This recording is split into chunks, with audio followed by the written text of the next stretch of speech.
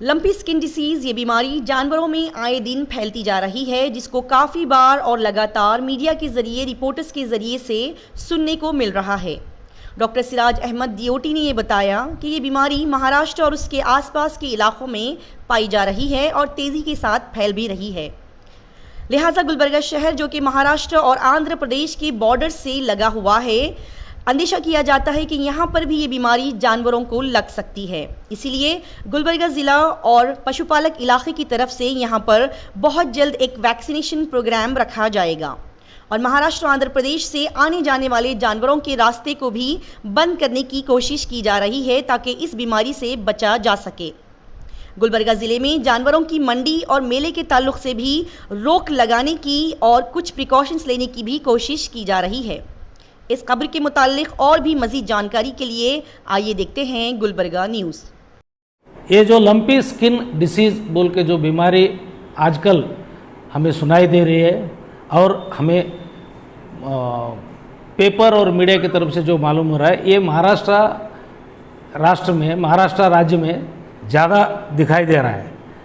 इसलिए मेरा जो ज़िला है, हमारा जो गुलबर्गा ज़िला है, कलबुर्गी ज़िला है, महाराष्ट्र के बॉर्डर को लगा हुआ है और इस तरफ आंध्र प्रदेश राज्य को भी लगा हुआ है। इसलिए जिलाडಳಿत और हमारे पशुपालन इलाके की तरफ से हम लोग वैक्सीनेशन प्रोग्राम लेने के लिए सन्नद्ध होके रहे हैं और इसके साथ हम लोग महाराष्ट्र बॉर्डर से और आंध्र प्रदेश बॉर्डर से जानवरों को आवा जावा के लिए रुकाने के लिए हम लोग माननीय जिलाधिकारी से मिलके उसको निर्बंध करने का पूरा प्रयास कर रहे हैं। और जो हमारे ज़िले में जो जानवरों का मार्केट होता है और अगर जानवरों का यात्रा या मेला जो होता है, इन लोगों को भी निर्बंध बनाने के लिए हम जिलाधिकारी से रिक्वेस्ट करके उनसे ऑर्डर पास करने के स्थिति में हैं हम। और इसके लिए हम लोग ऑलरेडी इसके खिलाफ लड़ने के लिए हम पूरा सन्नद्ध होके वैक्सीन्स, इसके जो बॉर्डर ज़िले में जितने भी विलेजेस और जानवर आते हैं बॉर्डर राज्य के बॉर्डर में, वो सब जानवरों को वैक्सीनेशन करने के लिए वैक्सीन लेके हम लोग तैयार हैं। अगर इस बीमारी में अगर आपको कुछ भी ये है, अगर आपको इस चीज़ के बारे में एक दो तीन मोटी मोटी चीज़ों को बताने की कोशिश करूँगा। क्या है, ये चर्म के ऊपर, स्किन के ऊपर छोटे से नोड्यूल्स के जैसा दिखाई देता है। ये इतना सीरियस बीमारी नहीं है। अगर हम लोग आने से पास के पशुवैद्यशाला या पशुवैद्य सिब्बंदी को मिलकर उनके तरफ से ट्रीटमेंट करवा देंगे तो कंट्रोल में आ जाएगा। अब तक हमें जो रिपोर्ट हुआ है कल तक और आज सुबह तक 7 से 10 जानवरों को एक छोटी सी और बहुत छोटी मात्रा में इन्फेक्शन हुआ है। इससे हमारे फार्मर लोग और रैत लोग घबराने की कोई ज़रूरत नहीं है। उसके प्रिवेंशन लेने के लिए, उसके लिए हम एक्ट करने के लिए पूरे सन्नद्ध हैं। हमारे स्टेट गवर्नमेंट के एनिमल हस्बेंड्री डिपार्टमेंट में हमें डायरेक्शन दिया है। कुछ भी नहीं है, एक मिथ है, एक रॉन्ग कंसेप्ट हुआ है। सब लोग मुझे भी फ़ोन करके बोल रहे हैं, इससे घबराने की कोई बात नहीं है।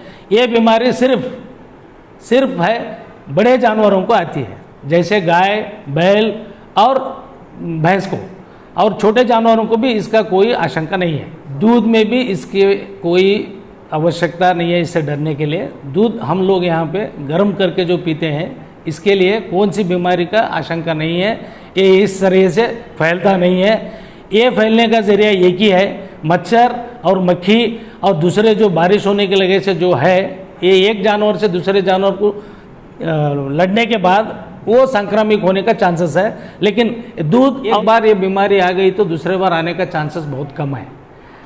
पिछले साल और उससे पहले थोड़ी बीमारी थी, माइल्ड फॉर्म में ये थी, उसके लिए ऑटोइम्यून मैकेनिज्म आ जाता है, इससे अपना रोग निरोधक शक्ति आ जाता है। और ये जो है अब बहुत माइल्ड फॉर्म में है, 2 से 3 दिन के ट्रीटमेंट के बाद, चिकित्सा के बाद में आराम हो रहा है। इससे डरने की कोई बात। छोटे जानवरों का गोश्त वगैरह, जो चिकन हो या बकरे का गोश्त हो, ये मांस जो है ये लोग नहीं खा रहे, सब अफवाह है। साइंटिफिकली बात करना चाहता हूँ तो इससे कोई बीमारी इंसानों में या छोटे जानवरों के गोश्त खाने में या पोल्ट्री का, चिकन का गोश्त खाने में कोई दिक्कत नहीं है। आप बेफिक्र रह के इसको कंज्यूम कर सकते हैं। ये सब मिथ है जो सोशल मीडिया में आ रहा है, उसे हाथ जोड़ के मैं आप सबके आपके जरिए से रिक्वेस्ट करना चाहता हूँ, ये मिथ से बाहर आइए, बेशौक होकर आप खा सकते हैं। जानवर, ये जो बीमारी है सिर्फ गाय, बैल और भैंसों तक की सीमित है, भेड़ को नहीं है। मैं डॉक्टर SD अवटी हूँ, कलबुर्गी जिले का उपनिर्देशक बोल के कार्य निर्वहन कर रहा हूँ।